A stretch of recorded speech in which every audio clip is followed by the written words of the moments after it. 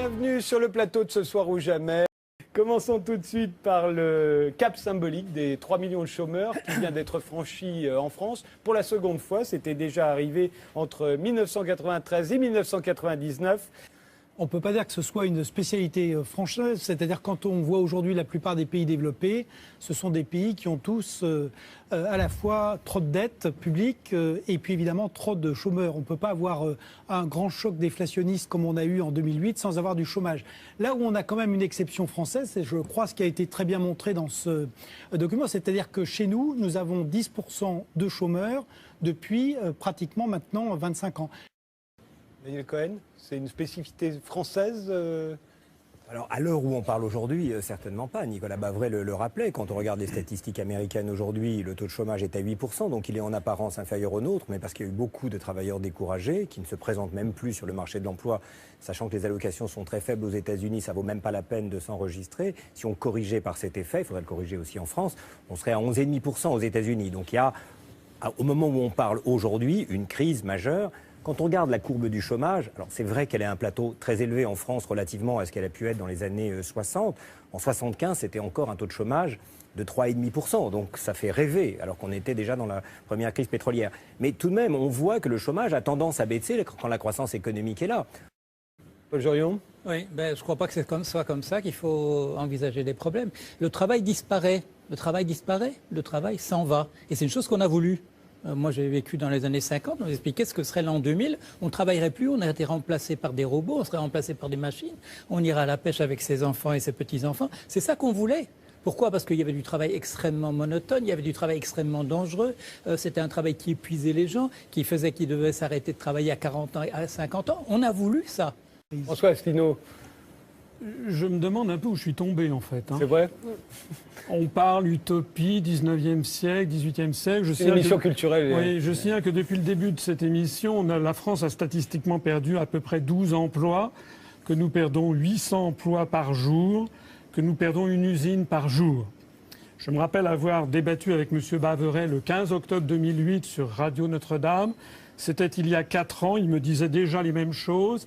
Depuis lors, nous avons donc perdu 1200 usines et notre endettement a augmenté de 500 milliards d'euros. Donc la question qu'il faudrait quand même se poser, c'est qu'est-ce qui se passe ? Et c'est ça que les Français se posent, qu'est-ce qu'il se passe ? Ce qu'il se passe, c'est que nous avons perdu tous les moyens pour protéger nos emplois. Il y a un article qui s'appelle l'article 63 du traité sur le fonctionnement de l'Union européenne, qui interdit toute restriction aux échanges de capitaux, de marchandises et de services, et donc qui notamment est le feu vert généralisé pour les délocalisations. Alors M. Montebourg en est réduit à faire des moulinets, puisqu'il y a cet article 63 qui lui interdit d'interdire aux entreprises de délocaliser. Je voudrais insister sur quelque chose qui est extrêmement important. Comment font les autres ? Comment font les autres pays, ceux qui gagnent, comment font la Chine, comment font la Thaïlande, ils font comment eux ?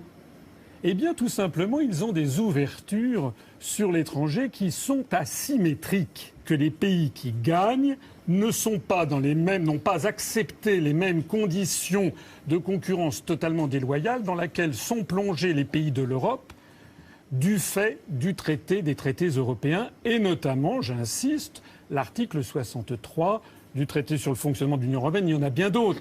Par exemple, l'article 106 qui réglemente nos services publics. L'article 121 qui fixe les grandes orientations de politique économique et qui vide donc de sens les programmes politiques de nos gouvernants. C'est la raison pour laquelle, lorsque les Français votent à droite ou votent à gauche, on vient de le voir. Ils ont en fait la même politique, une politique qui n'est pas conforme à l'intérêt des Français, qui a été décidée, fixée dans le marbre des traités européens. Vous voyez, ces fameuses règles de l'Europe, quand on regarde pas seulement les statistiques du PIB, mais ce que les économistes comme Amartya Sen ont essayé de faire sur des classements qui sont multicritères pour donner un peu la qualité de la vie. On trouve en tête des pays qui sont en Europe. comme la Finlande, comme la Suède, et auxquelles s'applique... On trouve en premier d'ailleurs la Norvège et la Suisse, qui sont les deux pays qui ne font pas partie de l'Union européenne. Non, mais la Norvège, je ne l'avais pas cité, mais on retrouve le Danemark, la Finlande, la Suède, qui font, à ma connaissance... Oui, le Danemark et la Suède qui ne sont pas dans l'euro, d'ailleurs. Et par ailleurs... On en arrive justement à ce traité budgétaire européen. Faut-il le ratifier ou pas? Ça divise tous nos élus, y compris au sein du Parti socialiste. Aurélien Bélanger, il faut le ratifier ce traité ou il ne faut pas ratifier? Surtout sur la méthode, le débat qui s'engage sur la méthode référendum ou en gros passer par le Parlement. Je suis un démocrate plutôt paresseux. Je suis très heureux de vivre en démocratie, mais j'ai pas envie qu'on me force à être trop citoyen. J'ai pas envie qu'on me dise toujours plus, qu'il faut que je m'engage, etc. Je suis très content du système politique tel qu'il est et la démocratie représentative. Je trouve ça très bien. Je suis content qu'il y ait des professionnels, même si je suis un peu provocateur. Je suis content qu'il y ait des technocrates, des gens dont ce soit le métier, de faire de la politique.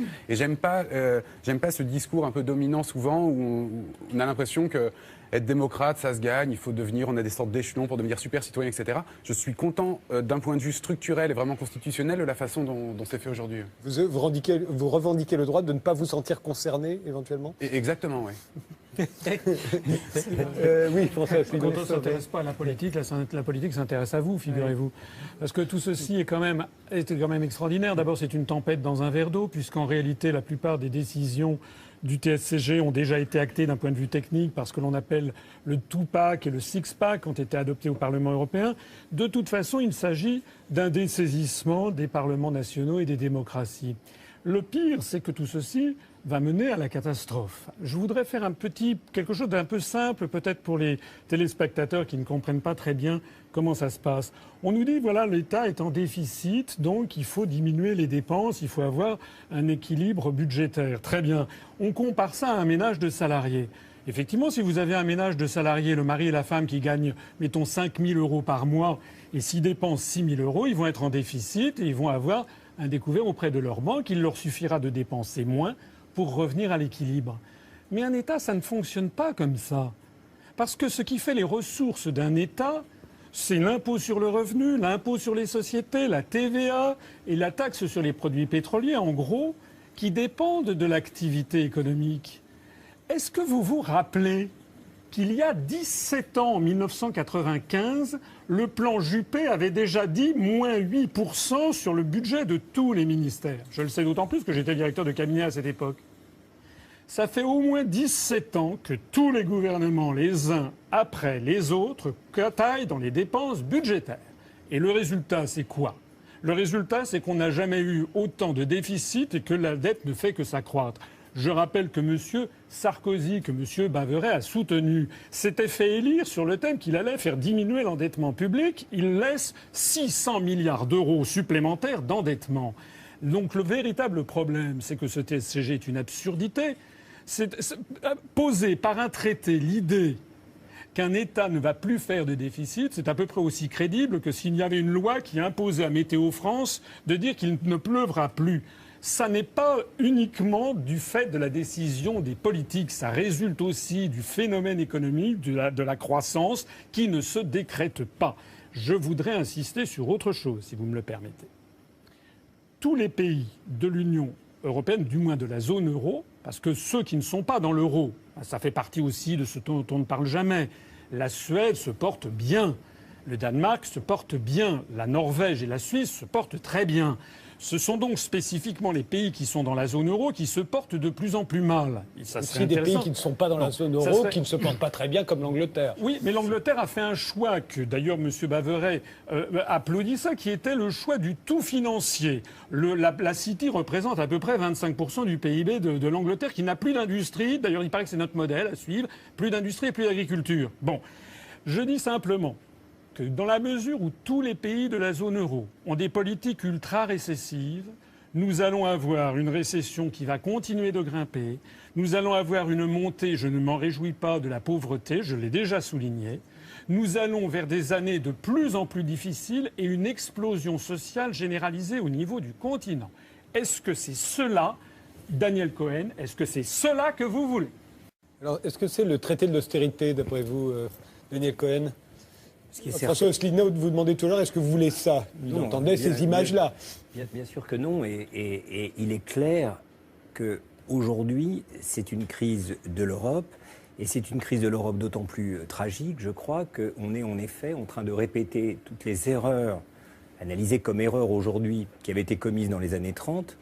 À l'époque, le système monétaire, c'était l'étalon or. Et pour garder leur convertibilité or, à l'époque, déjà était exactement dans les mêmes termes qu'aujourd'hui. Pour retrouver la confiance des marchés, les pays s'imposaient des cures d'austérité qui ont provoqué une montée, une explosion du chômage. Donc je suis évidemment bouleversé de voir que l'euro, qui hérite des débats qui ont fait suite à cette crise des années 30.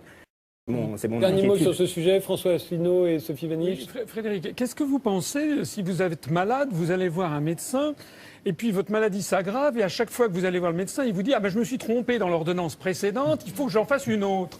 Ce sont les mêmes qui vous ont dit que le traité de Maastricht était formidable, qu'après on dit non, il y avait un petit défaut, on va faire le traité d'Amsterdam, et puis après non, en fait c'est le traité de Nice, et puis après ça non, c'est la Constitution européenne, bon sang c'est le traité de Lisbonne, maintenant c'est le TSCG, et ça va encore pas. Je voudrais dire, mais les choses sont graves, il y a dans les traités européens, dans le traité sur l'Union européenne, un article qui s'appelle l'article 50, qui permet à un État de sortir de l'Union européenne et de l'euro. C'est d'ailleurs la seule façon juridique et sereine d'en sortir. Oui, on ne peut pas vous virer. Voilà. Donc, on peut le... voilà. Alors, ce que nous disons à l'UPR, c'est que, puisque cet article existe, c'est qu'il est possible de sortir de ce BINS. Et nous disons qu'en démocratie, il est normal que l'on puisse débattre de ce sujet, que l'on voit les conséquences. Alors, Monsieur Cohen, tout à l'heure, dit ça va être la catastrophe si on sort de l'euro. Je connais par cœur cette espèce d'apocalypse annoncée. Ce sont les mêmes qui nous promettaient le bonheur général avec l'euro, qui nous disent si on en sort, ça sera l'apocalypse.